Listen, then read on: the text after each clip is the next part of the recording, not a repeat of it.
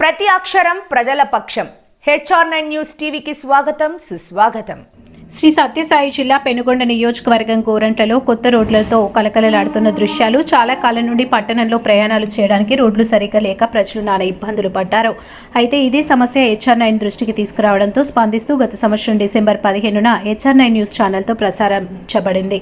అయితే స్పందించిన ప్రభుత్వాధికారులు 2 నెలల వ్యవధిలోని నాణ్యమైన రోడ్లను పూర్తి చేశారు అని పట్టణ ప్రజలు హర్షం వ్యక్తం చేశారు. తమ పట్టణంలోనే కాకుండా మండల వ్యాప్తంగా నూతన రోడ్లు నిర్మిస్తూ సుందరమైన మండలంగా తీర్చిదిద్దుతున్నారని సంతోషపడ్డారు.